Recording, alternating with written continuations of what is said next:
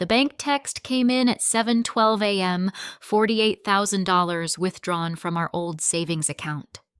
The same account my ex-husband swore he couldn't touch anymore. So who took it? And why did the bank sound more concerned about a different account, one I didn't even recognize? When I called, the representative hesitated, then said, "Ma'am, another account connected to this activity has just been frozen." "Whose account?" I asked. There was a pause. Patricia Reed, my ex-mother-in-law. And suddenly, this wasn't just about missing money anymore. If you're listening from somewhere outside the US, tell me where you're from and what time it is for you right now. I read every comment, and if stories like this hit close to home, you might want to stay with me on this one. By the time I sat down at my desk, the shock had settled into something sharper focus. That was the part of me that always took over when things went wrong. I didn't panic. I traced. I logged into the savings account Marcus and I had shared. We were supposed to close it after the divorce, but it had been tied to a fixed-term product. We agreed to let it sit until maturity, split it later, and move on. At least that was the plan I thought we both agreed to. The transaction was right there, clean, deliberate, and impossible to misread. $48,000 withdrawn in a single transfer. No warning, no approval request. Just gone. I pulled up the transaction details and leaned closer to the screen. It wasn't transferred to a personal checking account. That would have been reckless. Too easy to trace. Instead, it went to a business account. North Bend Consulting Group, LLC. Abigail Rachel's voice came from behind me. "You okay?" I turned slightly. "Not really. Come look at this." She stepped beside me, setting her coffee down as she read through the screen. I watched her expression shift, not dramatic, just subtle, concern settling in where curiosity had been. "That's not random," she said. "That's structured." "I know." "Do you recognize the company?" "No," I said, "but I'm about to." I opened a browser and pulled up the Illinois Business Registry. It didn't take long. Most people don't realize how much information is public if you know where to look. I typed in the name. North Bend Consulting Group, LLC. Active status. Filed 2 years ago. My stomach tightened, but I kept reading. "Who owns it?" Rachel asked. I didn't answer right away. My eyes were still fixed on the screen, going over the details again, slower this time, making sure I wasn't missing something obvious. Then I leaned back. "It says I do." Rachel blinked. "What, I'm listed as the owner? That's not possible." "That's what it says." She leaned in closer, scanning the page herself. "Same name doesn't mean it's you." "It's my full name," I said. "And the registered address." I pointed at the screen. "Is the house Marcus and I used to live in." Rachel didn't say anything for a moment. "Okay," she said finally. "Either someone stole your identity, or I signed something I shouldn't have." I finished. The words came out quieter than I expected. I clicked into the filing documents.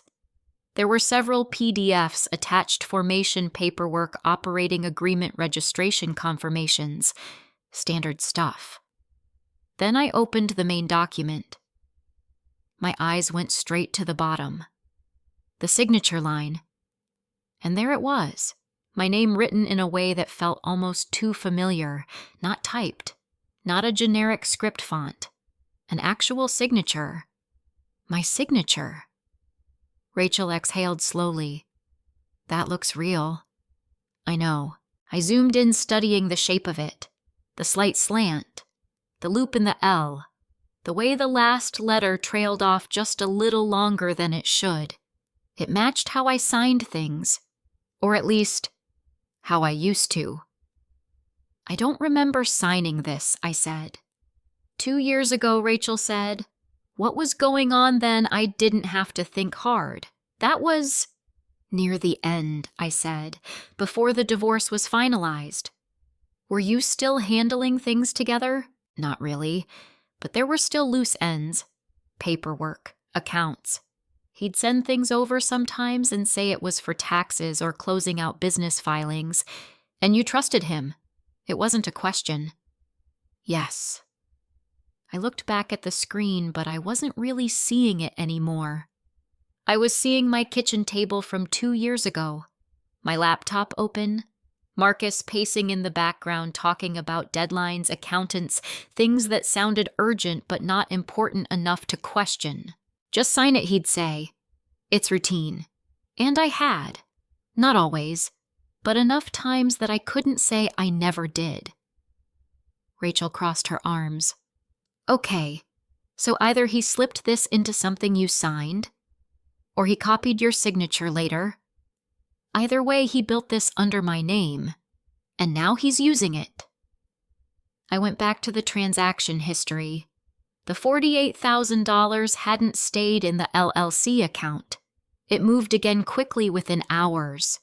That was another sign of planning. I followed the trail. 2 outgoing transfers. One went to an account I didn't recognize. The other I froze. What Rachel asked. I didn't answer. I just pulled up another window, old bank statements, archived records from years ago, back when Marcus and I still visited his mother regularly, back when she used to casually mention helping him organize things. I found it. The last 4 digits. They matched. That's Patricia's account, I said. Rachel's expression tightened. His mom. Yes. For a moment, neither of us spoke. This wasn't just Marcus making a desperate decision. This was something else. Something built over time. Carefully. Abigail, Rachel said more quietly, Now you need legal advice. Today? I know. Because if your name is on that business, I could be tied to whatever they're doing, I said. She nodded. I reached for my phone and stepped away from my desk into an empty conference room. The door closed softly behind me, muting the rest of the office. I scrolled through my contacts and found the number. Daniel Carter. He had handled my divorce. Back then, everything had seemed simple. Clean. Marcus hadn't fought anything. No arguments over assets, no delays. At the time, I thought it was maturity. Now it felt like strategy. He picked up on the second ring. Daniel Carter. Hi, this is Abigail Lopez. You represented me last year? A brief pause. Then Abigail. Yes. What's going on? I took a breath. I think my ex-husband used my identity to move money through a company I didn't know existed. Silence. Then, start from the beginning. So I did. I walked him through everything, the withdrawal, the LLC, the signature, Patricia's account. I kept it factual, clean, the way I would present a case at work. When I finished, he didn't respond right away. Okay, he said finally. First, don't contact him yet. I wasn't planning to. Good. Second, send me everything, documents, timestamps, screenshots. I will. There was a short pause before he spoke again. Abigail, I need you to understand something. My grip tightened around the phone. If your name is on that entity, he said, then from a legal standpoint, you're connected to those transactions. I didn't authorize any of this. I believe you, he said. But belief isn't evidence. We're going to need proof that you didn't knowingly participate. I stared at the glass wall in front of me, my reflection faintly staring back. Then we find it, I said. Yes, he replied. And start with the formation documents. I want to examine that signature. I'll send it now. I ended the call and pulled the file back up one more time. Zoomed in. Looked closer. And this time, I noticed something small. A detail in the way the pen stroke curved something specific enough that it didn't feel like imitation. It felt like habit. My chest tightened. Because if that detail was real, then this wasn't just a forgery. At some point, without realizing what it was, I had actually signed something that made all of this possible. That detail in the signature stayed with me longer than anything else. Not the missing money, not Marcus, not even Patricia. Just that small curve in the L. Because it wasn't something you could easily fake unless you'd watched me sign dozens of times, or unless it came from a document I had actually signed myself. That possibility sat heavy in my chest as I drove home that evening. I didn't turn on the TV. I didn't check my phone. I went straight to the hallway closet, pulled out an old storage box, and set it on the living room floor. I hadn't opened it since the divorce. Inside were things I didn't need anymore, but couldn't quite throw away: old paperwork, joint tax returns, a few folders labeled in Marcus's handwriting. I sat cross-legged on the floor and started going through them one by one. Most of it was exactly what I expected. Bank statements, insurance documents, mortgage paperwork from the house we sold. Then I found a thinner folder tucked between two larger ones. No label on the outside. I opened it. Inside were printed emails. Not unusual. Marcus used to print things when he thought it made him look more organized. But these weren't casual messages. They were all from him, all sent to me. Subject lines like, "Quick signature needed, time-sensitive filing. Just sign and send back." My chest tightened. I flipped through them slowly. Each email had an attachment listed. Some of them I vaguely remembered. Others, not at all. One of them caught my attention. The date. 2 years ago, the same month the LLC had been registered. I sat up a little straighter and read the email carefully. "Abby, this is for the consulting structure I mentioned. Accountant needs it today. Just sign page 3 and send it back. I'll handle the rest." No explanation of what the structure actually was, no details, just urgency. I stared at the printed attachment that followed. 3 pages. The first 2 were dense with legal language, the kind most people skim. The third page, signature line, my name already typed underneath. And above it, a document title I hadn't paid attention to before. Articles of Organization, North Bend Consulting Group L, LC. My fingers tightened around the paper. I didn't remember reading this. I didn't remember asking questions. I remembered Marcus standing in the kitchen talking about deadlines, telling me it was just a formality, and I remembered being tired. I flipped to the back of the folder. There it was, a scanned copy of the same page. Signed, my signature. Real, not copied, not forged. Mine. I leaned back against the couch, the paper still in my hand, trying to steady my breathing. So this was how he did it. He didn't need to fake anything. He just needed the right moment, the right level of pressure, the right words to make something feel small when it wasn't. I closed my eyes for a second, not out of denial, just to let the truth settle. When I opened them again, I reached for my phone. Rachel had texted earlier. "Did you find anything?" I typed back. "Yeah. I signed it." The reply came almost immediately.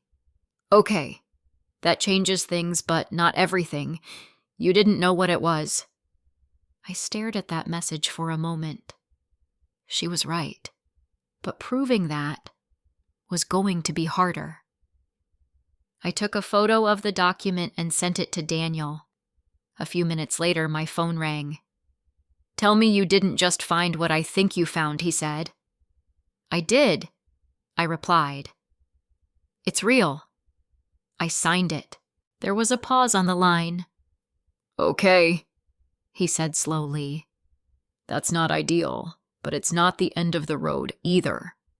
I didn't know what it was. I understand that. The question is whether we can demonstrate that you were misled. I have the email I said.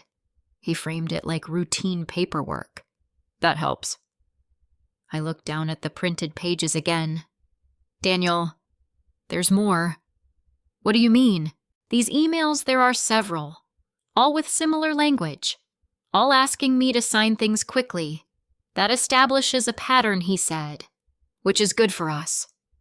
I nodded even though he couldn't see me. Then I remembered something else, something from earlier that day. Patricia, I said. What about her? She's involved. The money moved from the LLC into her account. Another pause. That complicates things, he said, but it also strengthens your position if we can show coordination. I hesitated. There's an email, I said slowly. She's copied on one of these threads. Send it. I flipped through the pages again until I found it. It wasn't long, just a short exchange. Marcus' mom will manage the account once it's set up. Patricia understood. Keep everything clean. No context, no explanation of what clean meant. But it didn't need one. I sent the photo. A few seconds passed. Then Daniel spoke again, his tone more focused now. Abigail, this is important. I know. No, you don't, he said. This shows that they weren't just moving money. They were thinking about how it would look. I leaned my head back against the couch, like they expected to be questioned. Exactly. The room felt quieter than before. Not empty, just clearer. The confusion from earlier had shifted into something more defined. I wasn't guessing anymore. I was seeing the structure. Marcus had built the company under my name, used my signature legitimately but without informed consent, moved money through it, and then passed it along to Patricia. Layered, intentional. I sat up again, the folder still open in front of me. Daniel. I said, if they've been doing this for years.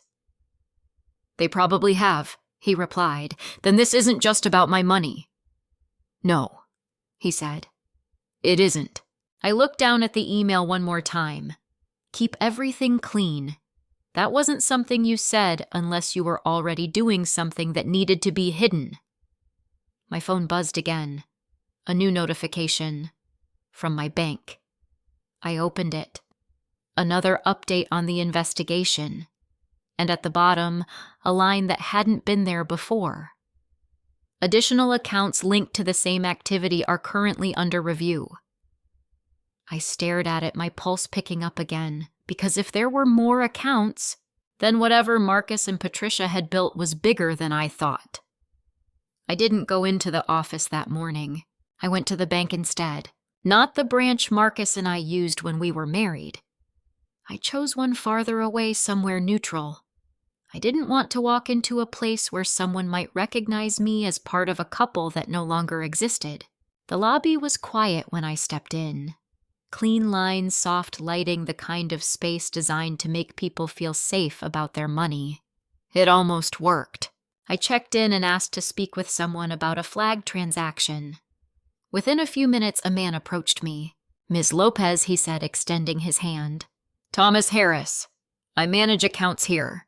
I shook his hand and followed him into a glass office. Once we sat down, I didn't ease into the conversation. I didn't have the patience for that. $48,000 was withdrawn from a joint account I had with my ex-husband, I said. The funds were transferred into an LLC registered under my name, and then moved again partially into an account belonging to his mother. That account is now frozen. I need to understand what's happening. Harris listened without interrupting. When I finished, he nodded once and turned his monitor, slightly reviewing something I couldn't fully see. I can confirm, he said carefully, that the transaction you're referring to has been flagged internally. And the account under Patricia Reed, I asked. It has been restricted pending investigation. Why, I asked. What triggered it? He paused, choosing his words. I can't disclose the source of the report, he said, but I can explain the general concern. Go ahead. The pattern of movement, he said. Funds transferring through multiple accounts in a short time frame, particularly when business entities are involved, can raise suspicion. Suspicion of what? He didn't answer directly. Of activity that requires further review. I let that sit for a moment. Money laundering, I said. He didn't confirm it. But he didn't correct me either. I leaned back slightly. Where does that leave me? Harris looked at me for a second before responding. Your name is tied to the entity that received the funds, he said. From a system perspective that places you within the transaction chain. I didn't authorize any of it. I understand, he said. But systems don't evaluate intent. They evaluate structure. I held his gaze. Then explain the structure to me. He nodded. The funds moved from your joint account into an LLC registered under your name. From there, they were distributed to additional accounts. When the system evaluates that path, it sees your identity at multiple points. So, it looks like I moved the money myself, I said. In simplified terms, yes. I felt the tension shift, not panic, but something heavier. Responsibility? Not real responsibility, but the kind that could be assigned if I didn't prove otherwise. There's something else you should know, he added. I waited. A portion of those funds was routed into another account also registered under your name. I frowned. What account? He turned the screen just enough for me to see. Account number. Opening date. My full name. My social security number. My address. Everything matched. Except one thing. I didn't open that, I said. It is registered to you, he replied. That doesn't mean I opened it. I understand. But the system didn't understand. I leaned forward slightly. When was that account created? Approximately 18 months ago. That placed it well after the LLC had been formed, after the period when I had been signing things without asking enough questions. Which meant this one was different. Has there been activity on it? I asked. Yes, he said. Intermittent. Mostly incoming transfers followed by outgoing distributions. Distributions to where? I can't provide that level of detail. Of course he couldn't. But I didn't need specifics anymore. I understood the pattern. Money moved from my account into a company under my name, into another account under my name, and then out again. A loop. Controlled. Designed to look legitimate. I sat back, letting that settle. This wasn't impulsive, I said quietly. This was planned. Harris didn't respond. Am I being investigated? I asked. He paused again, just long enough to make the answer feel heavier. You are not the primary subject at this time, he said. Not the primary. That phrasing mattered. It meant I was still part of the picture. What about Patricia Reed? I asked. I can't discuss other account holders. Her account is frozen, I said. Mine isn't. Why? The activity associated with her account triggered escalation, he replied. So whatever happened there was more obvious. He didn't confirm it, but the silence was enough. I gathered the documents I had brought with me, sliding them back into my folder. The edges of the paper felt sharper now, like they carried weight they hadn't before. Is there anything else I need to be aware of? I asked. Harris studied me for a moment before answering. One thing he said. I waited. Your name appears more than once in the transaction chain. I felt my grip tighten slightly around the folder. In what way? It appears at multiple stages, he said. As the source, the business owner, and a recipient. I exhaled slowly. So from the outside, I said it looks like I'm moving money through my own network. Yes, even though I hadn't built it. Even though I hadn't understood it. Even though I hadn't benefited from it. I stood up, because sitting there wasn't going to change how this looked. I appreciate the explanation, I said. He nodded. If you have legal counsel, I recommend coordinating everything through them. I already am. Good. I left the office and walked back through the lobby. Nothing had changed. Same lighting. Same quiet. Same illusion of control. But now I understood something I hadn't fully grasped before. Marcus hadn't just taken money. He had built a system, and he had built it using me. I stepped outside and pulled out my phone, dialing Daniel before I could second-guess anything. He picked up immediately. "What did they say?" "There's another account," I said. "Under my name. I didn't open it." There was a brief pause. "Do you have documentation?" "I saw it on their system. It's real." "That helps," he said. "How?" "Because it separates your signature from your identity," he replied. "If that account was opened without your knowledge, it supports a broader fraud pattern." "And protects me." "It gives us leverage," he said, "but we need proof." I looked back at the building behind me, at how ordinary it seemed. "Then we find it," I said. There was a pause on the line. "Abigail," Daniel said, his voice more serious, "now we need to move fast." "Why?" "Because once investigators connect all the accounts..." He didn't finish. "He didn't have to." If I didn't get ahead of this, I wouldn't just be explaining what happened. I'd be trying to prove I wasn't part of it. I didn't go back to the office after the bank. I went straight to Daniel's office. His building was downtown, the kind of place that didn't try to impress you with luxury, just quiet competence. Neutral walls framed certifications, a receptionist who didn't ask unnecessary questions. When I walked in, she looked up. "Ms. Lopez." "He's expecting you." That didn't surprise me. Daniel wasn't the type to wait once something crossed into legal risk. He was already standing when I entered his office, a folder open on his desk. "You brought everything he asked." I held up the folder in my hand. "Everything I could find." "Good. Sit."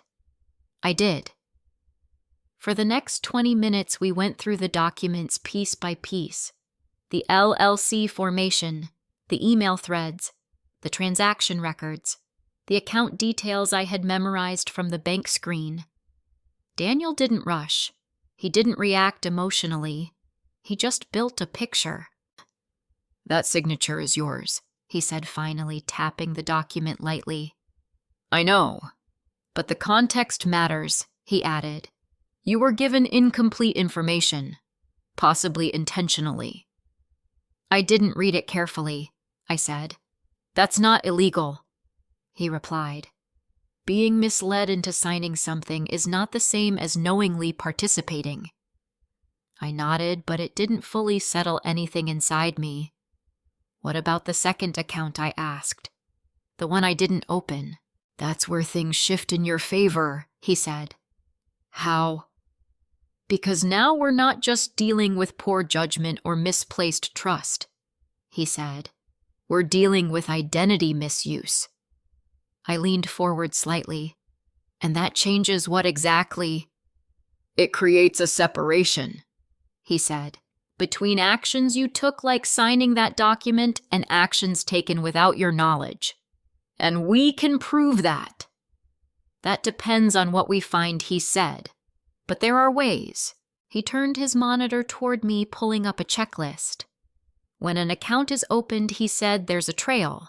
Application method, device used, IP address, verification steps.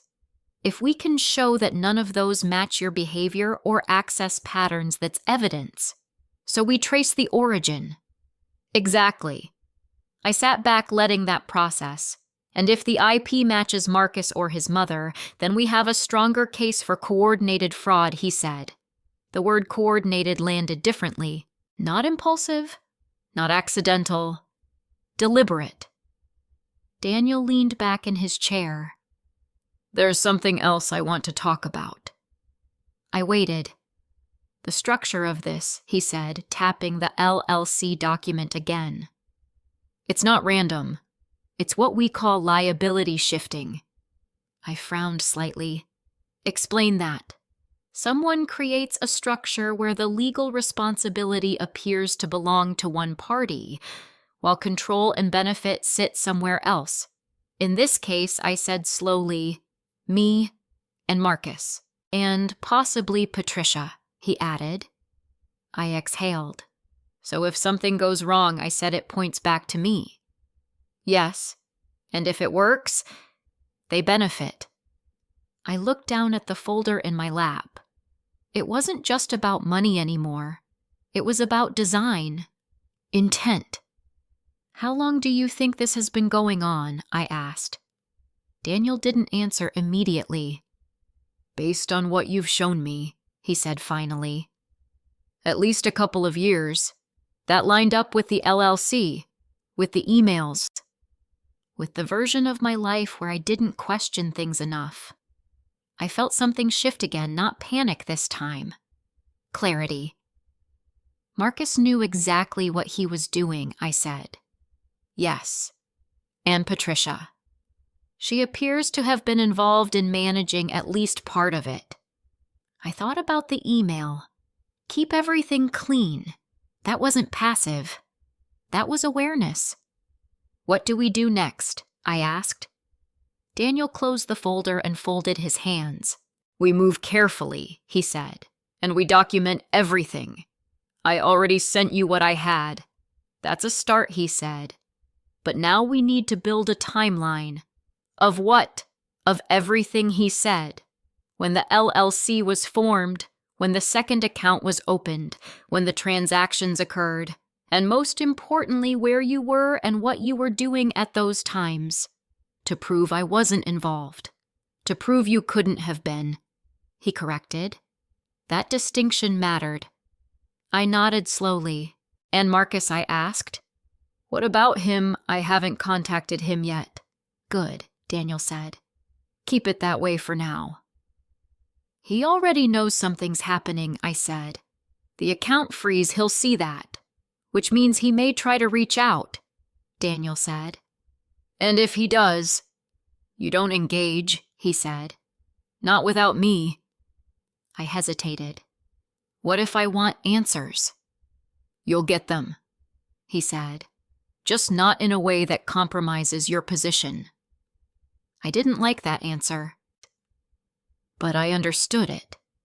Daniel reached for a notepad and wrote something down. I'm going to request documentation from the bank, he said, officially. That includes account opening records, login histories, and transaction authorizations. How long will that take? Depends on how cooperative they are, he said. But once there's an active investigation, they tend to move faster. I nodded. And in the meantime, you gather everything he said. Old emails, devices, anything that shows patterns of communication or access. I already found some emails. I want all of them, he said, even the ones that seem irrelevant.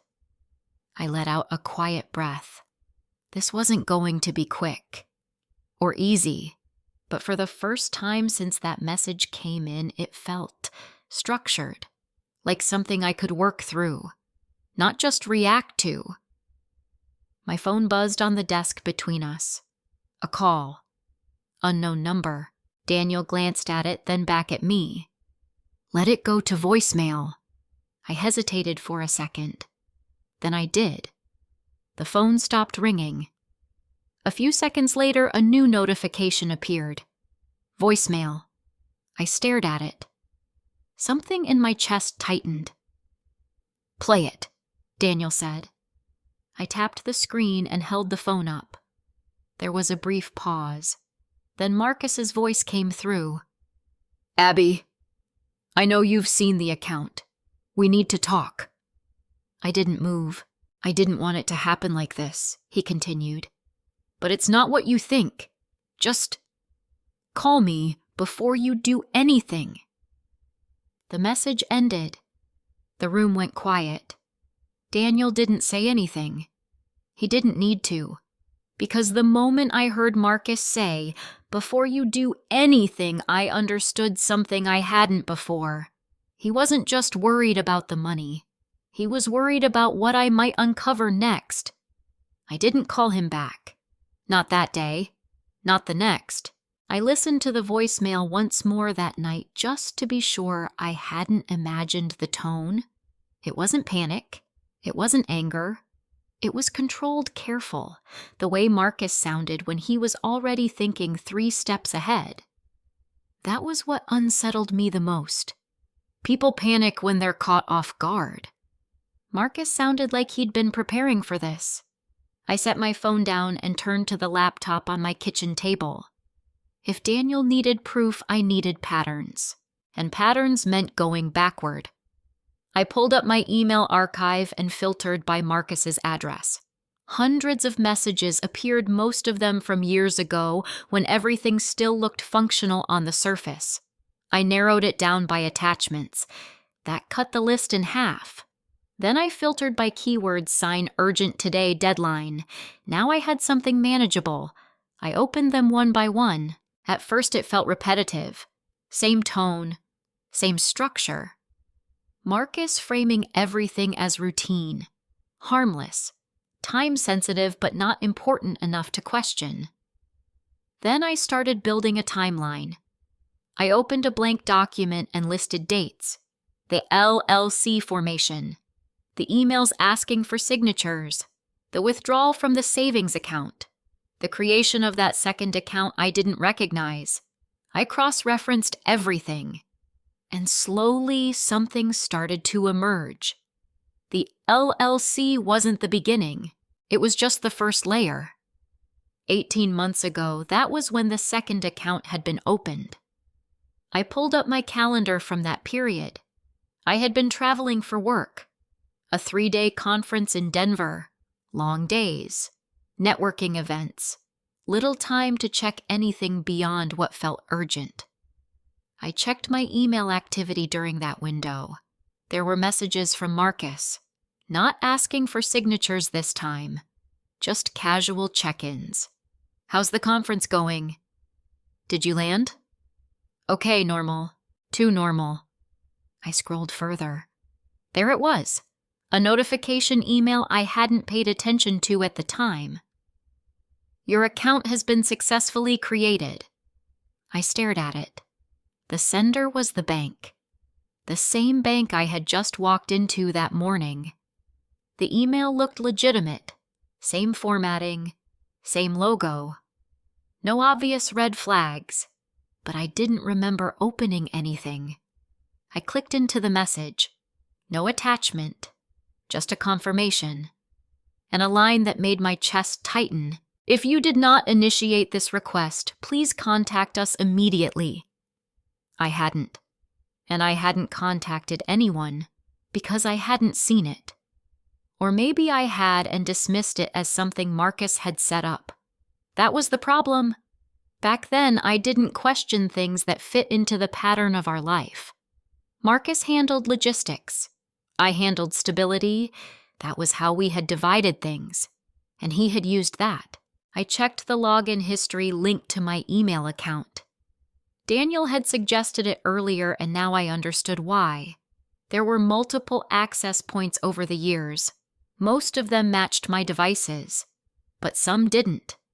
Different IP addresses, different times, late at night, early mornings when I knew I had been asleep. I traced one of them. The location resolved slowly, same city, same zip code. A few blocks away from the house Marcus had moved into after the divorce. I sat back in my chair. So it wasn't just during the marriage. He hadn't stopped when we separated. He had continued, carefully, consistently, using what he already had. My email, my identity, my habits. I went back to the document I was building and added the login timestamps. Side by side with the account creation, side by side with the money transfers. The alignment was too precise to ignore. Okay, I said quietly to myself. This is how you did it. Not in one move, in layers. First the LLC, then access to my email, then the second account, then the movement of funds. All of it spaced out just enough to avoid attention. Until something slipped. Until Patricia's account triggered something bigger. I reached for my phone and called Daniel. He picked up on the second ring. Tell me you found something he said. I did, I replied. The second account, there's a confirmation email from 18 months ago. Did you open it? No. And the login activity doesn't match my devices. Can you trace the IP I already did? I said. It points to Marcus's area. There was a brief pause. That's strong, Daniel said. Very strong. I also mapped the timeline I added. Everything lines up, the emails, the account creation, the transfers. Send it to me, he said. All of it. I will.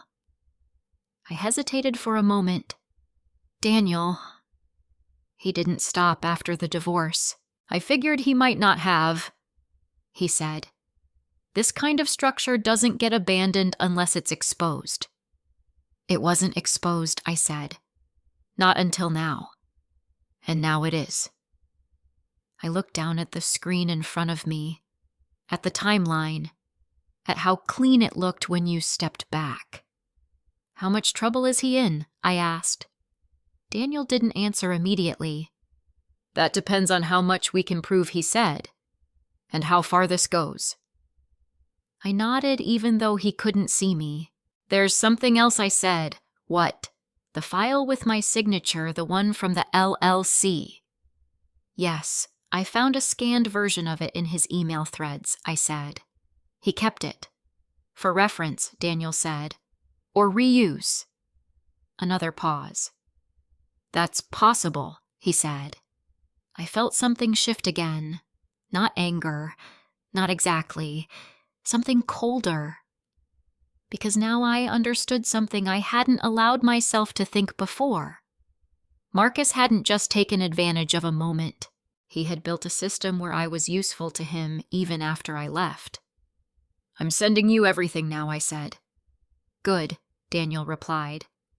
We'll package this properly, and then we present it, he said. To the bank. To investigators. Wherever it needs to go.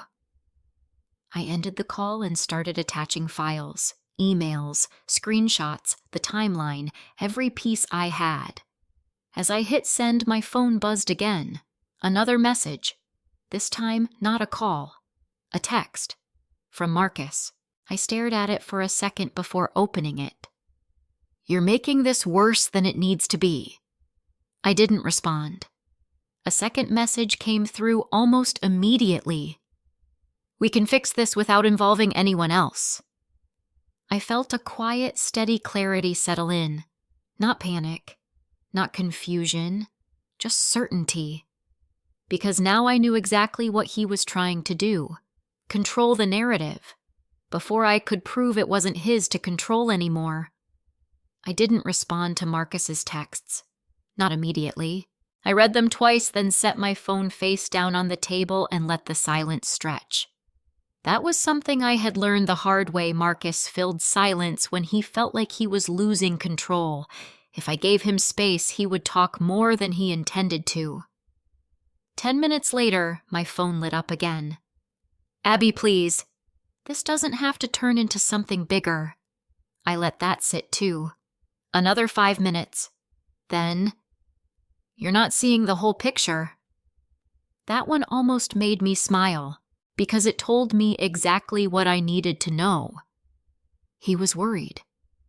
I picked up the phone and typed a single message, then explain it. The reply came faster than I expected, not over text. Meet me. I stared at the screen. Every instinct told me to say no. But Daniel's voice echoed in the back of my mind. Don't engage without me. I called him. He wants to meet, I said as soon as he answered. Of course he does, Daniel replied. What did you tell him? Nothing yet. Good. If you're going to meet him, we control the conditions. That's what I thought. There was a pause as he considered it. Public place, he said. Daytime. No privacy, and you don't agree to anything. You listen. I can do that. And Abigail. I know, I said. No decisions in the moment. Exactly. I ended the call and typed my response. Tomorrow. 11 a.m., cafe on Clark, Marcus replied almost instantly. I'll be there. The next morning I arrived early, not because I was nervous, because I wanted to choose where I sat. I picked a table near the window, close enough to the entrance that I could see him coming in far enough from the counter that we wouldn't be interrupted every few minutes. I ordered coffee and didn't touch it. At exactly 11:02, Marcus walked in. He looked the same. That was the strange part. Same posture, same controlled expression, same way of scanning a room before committing to a direction. When his eyes landed on me, he didn't hesitate. He walked over and sat down across from me like we were continuing a conversation that had never really ended. Abby, he said. Marcus. For a second, neither of us spoke. Then he leaned forward slightly. I'm glad you came. I'm here to listen, I said. That's it. He nodded like he expected that. Okay, he said. Then listen. He took a breath. The money wasn't supposed to come out like that. I didn't react. What does that mean? I asked. It means I was managing something and it got tighter than I expected. Tighter, I repeated. My business, he said. The cash flow dropped faster than I planned. I had obligations, contracts, suppliers, things that don't just pause because you hit a rough patch. And your solution was to take $48,000 from an account you said you couldn't access. I didn't take it for myself, he said quickly. I moved it to stabilize things. Temporarily, I held his gaze. Through a company in my name. It was already set up, he said. You set it up. You signed it, he countered. The words landed, but they didn't shake me the way they might have before. I signed a document I didn't understand, I said. That's not the same thing. Marcus exhaled slowly like he was trying to stay patient. I wasn't trying to hurt you, he said. Then what were you trying to do? Buy time, he said. Keep everything from collapsing, and involving your mother was part of that plan. He hesitated for the first time. She manages things better than I do, he said. She knows how to keep accounts clean. I thought about the email. Keep everything clean. You mean hidden? I said. His jaw tightened slightly. No, he said. I mean, organized. Marcus? I said quietly. Your definition of organized is starting to look a lot like fraud. He leaned back in his chair, running a hand over his face. You're making this worse than it is. No, I said. I'm finally seeing it clearly. There was a shift then, subtle, but real, the calm version of Marcus, the one who explained things, who framed everything as reasonable, started to slip. Look, he said, lowering his voice. None of this needs to go further. We can fix it. How I can move the money back, he said. Not all at once, but in pieces. We unwind the structure, close the accounts, and it disappears. I almost laughed. Disappears for who I asked. For everyone, he said. No investigation, no legal mess, no damage to your record. There's already an investigation, I said. He froze. Just for a second. But I saw it. What do you mean, he asked. Patricia's account is frozen, I said. They're already looking at the transaction chain. His expression changed. Not panic. Calculation. How much do they know, he asked. Enough. He leaned back again, slower this time. Okay, he said. Then we adjust. No, I said. His eyes snapped back to mine. What? We don't adjust, I said. We don't fix this quietly. We don't make it disappear. Abby? No. I repeated calmer this time. You built something using my name. You moved money through it. You opened accounts I didn't authorize. That's not something I clean up for you." His jaw tightened again. "You were part of it," he said.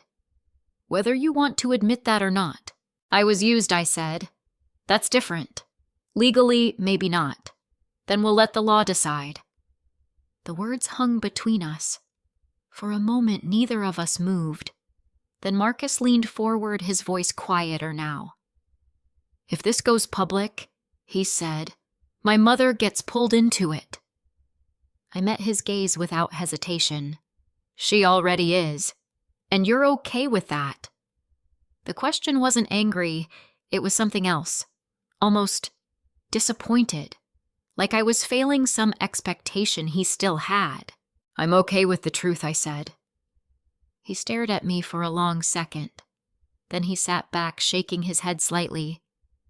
"You don't understand what this will turn into. I understand enough." Another pause. Then he said something that shifted the entire conversation. "You think this is just about you and me," he said. "It's not." I felt my focus sharpen. "What does that mean?" He hesitated, and for the first time since he sat down, he looked uncertain. "Marcus," I said more quietly now, "what else is there?"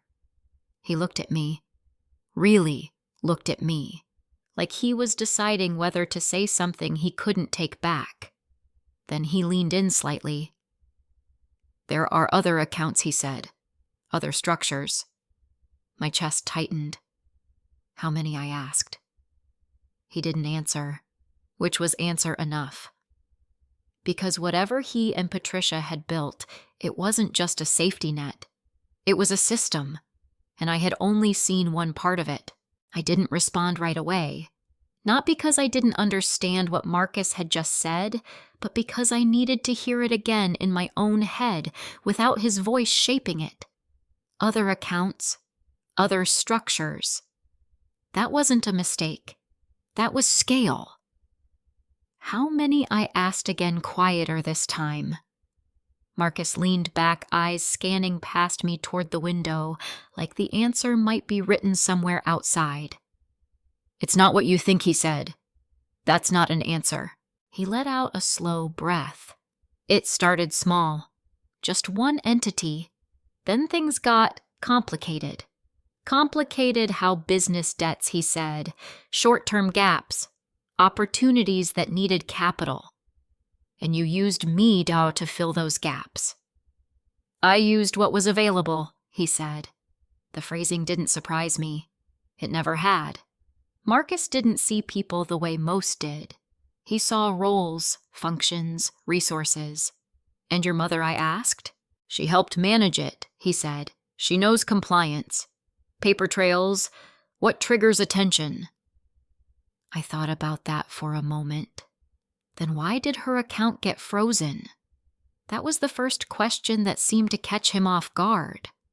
He hesitated. "It shouldn't have," he said. But it did. He didn't answer, which meant one thing. Something had gone wrong. "You lost control," I said. His eyes snapped back to mine. "No." "Yes," I said, steady.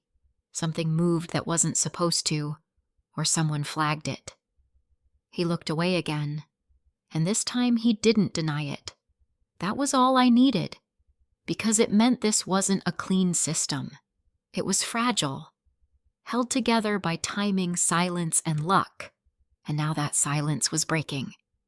I stood up. Marcus looked up surprised. "That's it?" he asked.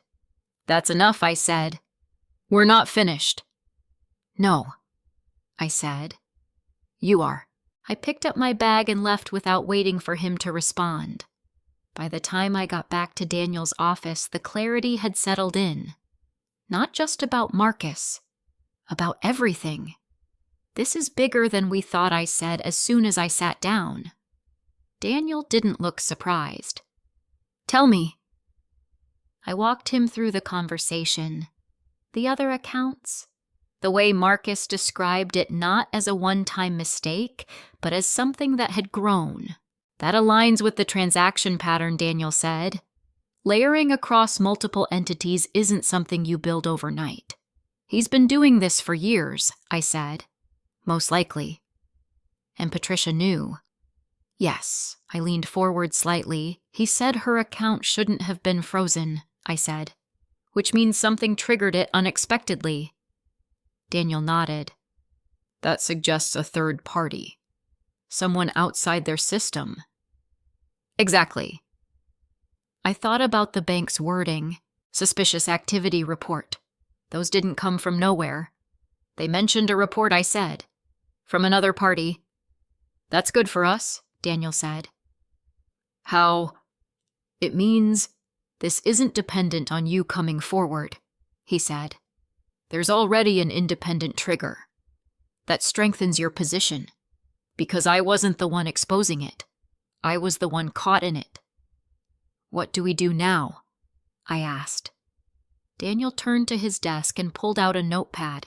We formalize everything he said, and we get ahead of the narrative. He started writing as he spoke. First, we submit a full statement to the bank's investigation unit, timeline documentation, everything you've gathered. I already sent you most of it.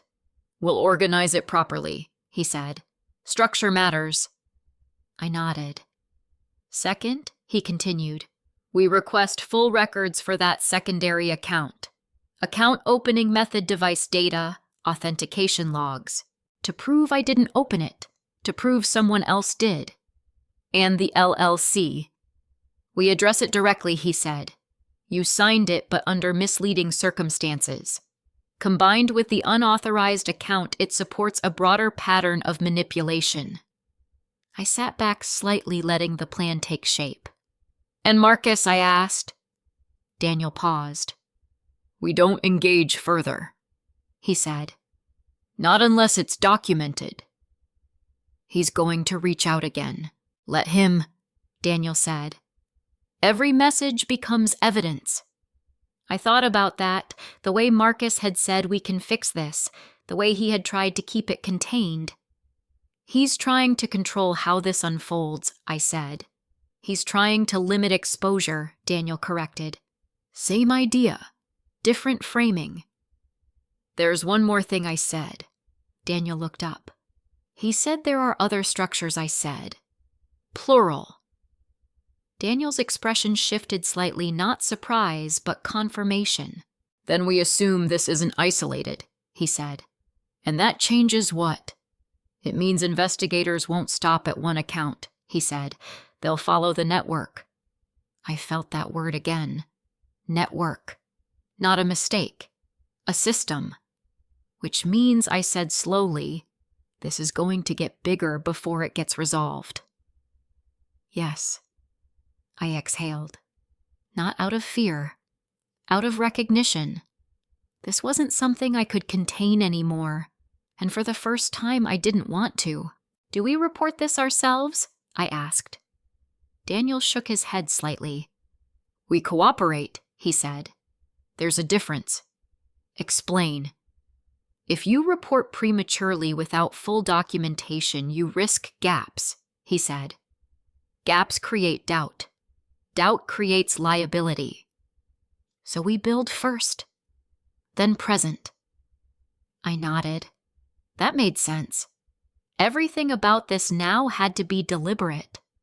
No rushed decisions, no emotional reactions, just facts.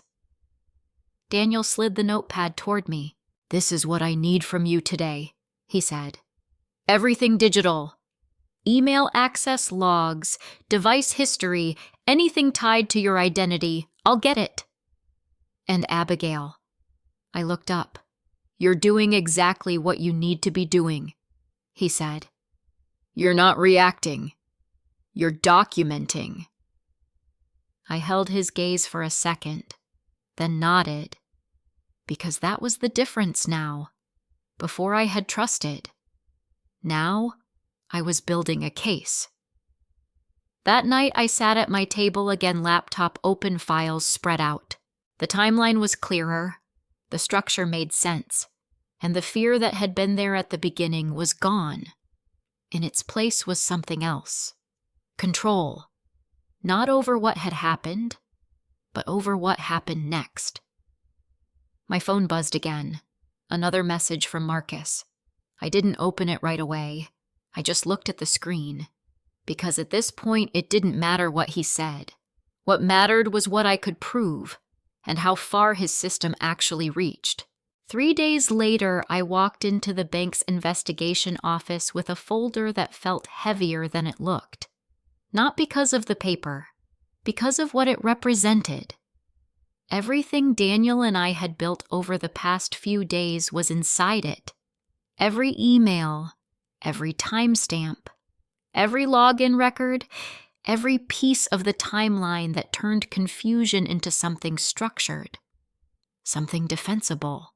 The room they brought us into was different from the public branch. No glass walls, no warm lighting, just a table, 4 chairs, and 2 people already waiting when we walked in. Ms. Lopez, the woman said, standing briefly. Karen Mills, senior investigator.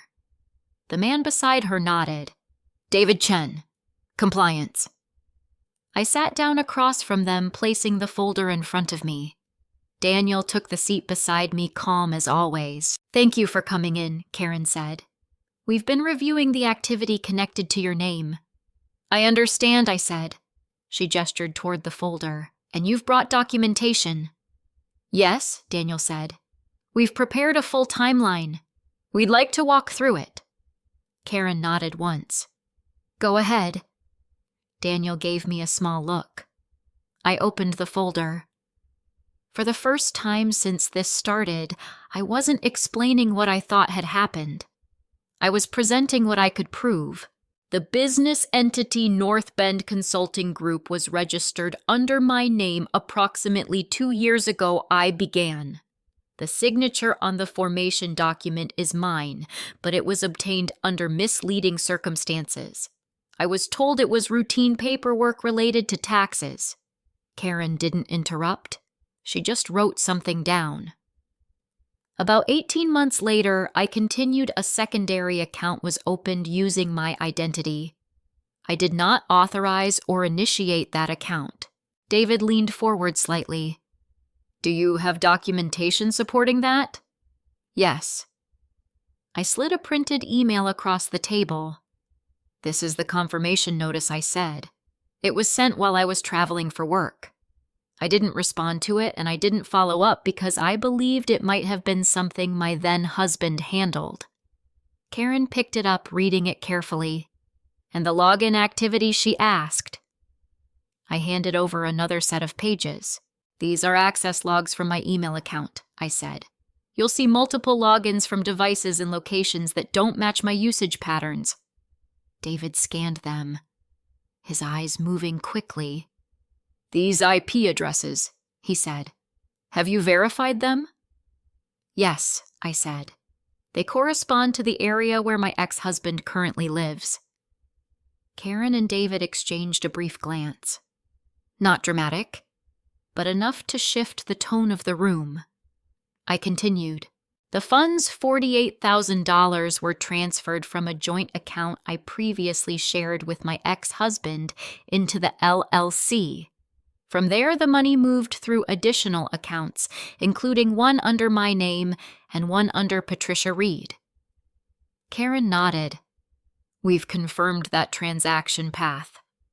Then you've also confirmed I said that I did not retain those funds. David looked up. That is correct. The funds did not remain in any account under your direct control. That mattered. It didn't clear everything, but it changed the shape of it. Daniel stepped in, his voice steady.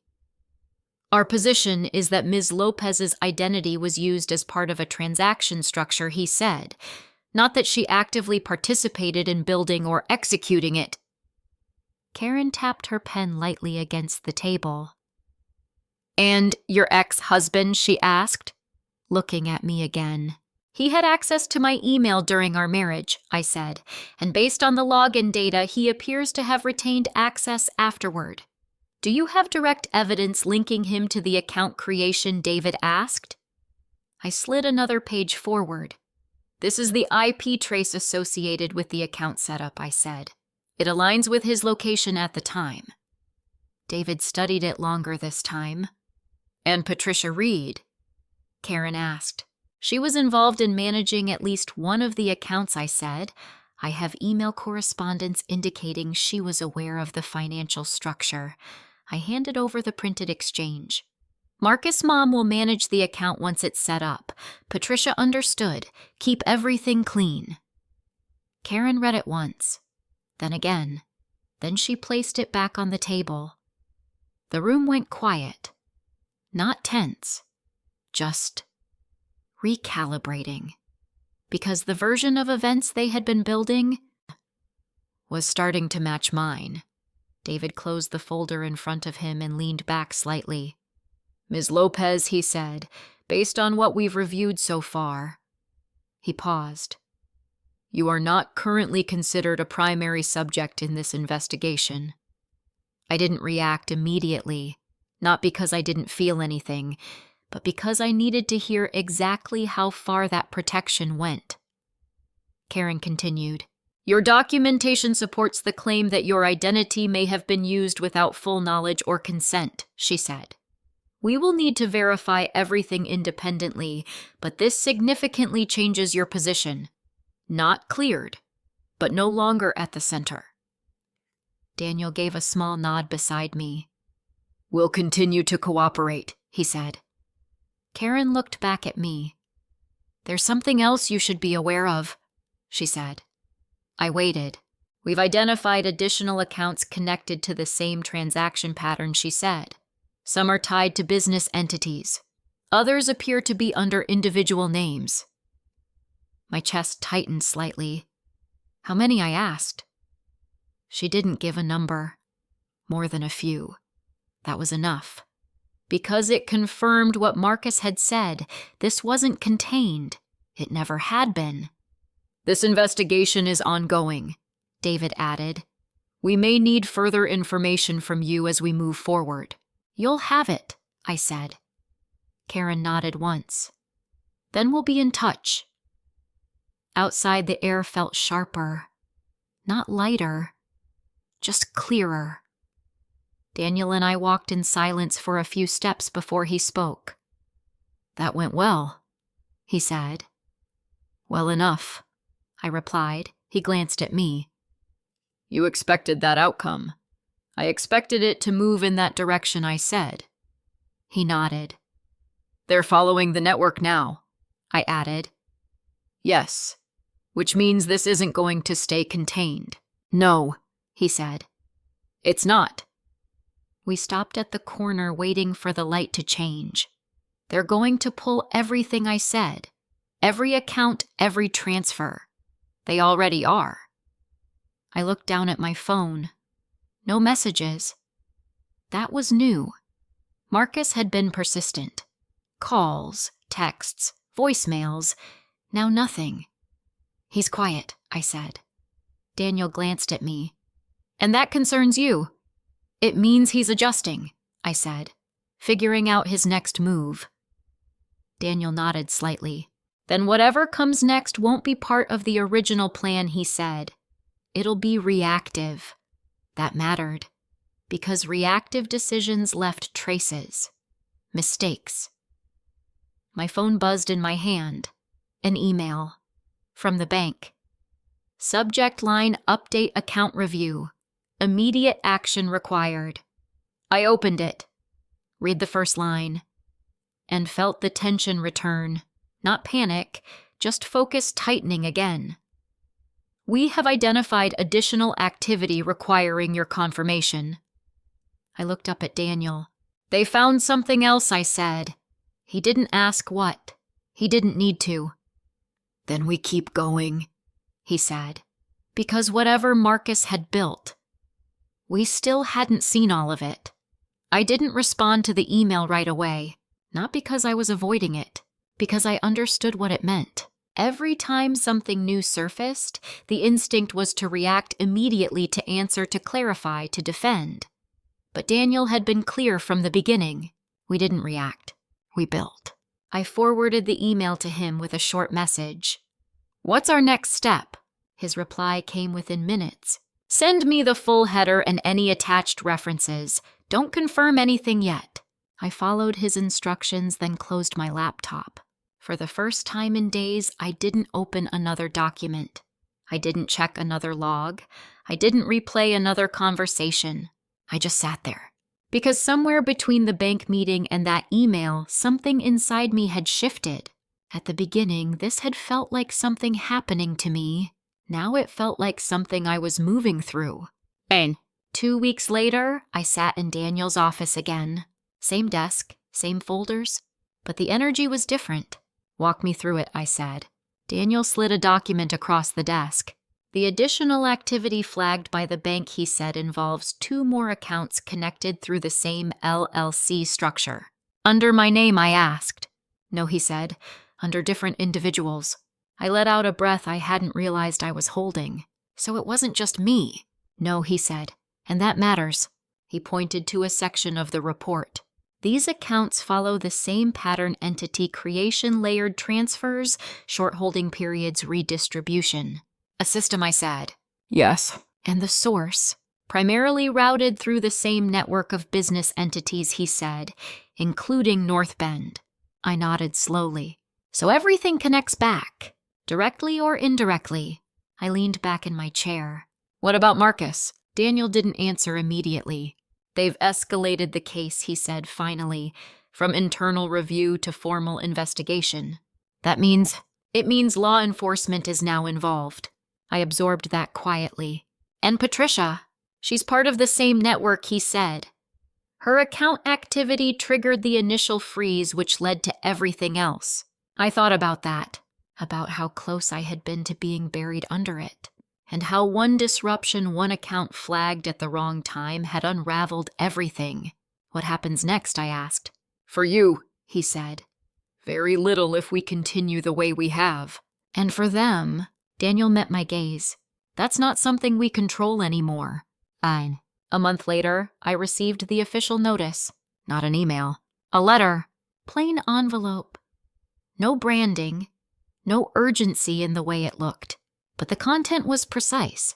The investigation had concluded its initial phase. I was no longer considered a subject. My involvement was classified as unwitting participation through identity misuse and misrepresentation. It wasn't an apology. It wasn't closure. But it was recognition. And that mattered. I set the letter down on my kitchen table and looked around the apartment. It didn't look like the place I had lived in a few months ago. Not because the furniture had changed, because I had. The version of me who signed documents without reading them, who trusted explanations that sounded convenient, who assumed that shared history meant shared intention. She wasn't here anymore, and she wasn't coming back. I heard about Marcus through Daniel. Not details, just outcomes. Charges related to financial fraud and misrepresentation. Ongoing proceedings, assets under review. Patricia was mentioned too, not as a victim, not as an observer, as someone who had been part of the structure. I didn't ask for more. I didn't need to, because whatever happened next, it didn't require my involvement anymore. A few weeks later, a portion of the funds was returned. Not all of it, but enough to close the account that had once felt like a shared future. I didn't celebrate. I didn't feel vindicated. I just transferred it into a new account, one under my name, one I opened myself. No shared access, no assumptions, no shortcuts. Sometimes people ask me if I regret not catching it earlier, if I wish I had been more careful, more suspicious. The answer is simple. I don't regret trusting. I regret not verifying. There's a difference. Trust on its own isn't the problem. Unexamined trust is. And once you understand that, you don't become cold. You become clear. The last message Marcus ever sent me is still sitting in my phone. I never replied. I don't need to, because this was never about saying the last word. It was about taking back control of the narrative. Quietly. Completely. And without asking permission. What this experience taught me isn't about revenge. It's about boundaries. There's a difference between holding someone accountable and trying to hurt them back. I didn't win because Marcus lost. I moved forward because I stopped letting his decisions define my reality. If you've ever been in a situation where someone used your trust against you, especially someone close to you, you know how complicated that line can feel. You question yourself. You replay moments. You wonder what you missed. But clarity doesn't come from going backward. It comes from deciding what you allow going forward. For me, that meant understanding that forgiveness doesn't mean access. You can let go of anger without reopening the door. If any part of this story felt familiar to you, I'd really like to hear your perspective. Where are you listening from, and what time is it there right now? And if you want more stories like this, ones that unpack the quiet, complicated side of trust, boundaries, and rebuilding, feel free to subscribe. This is a fictional story created for entertainment, education, and reflection.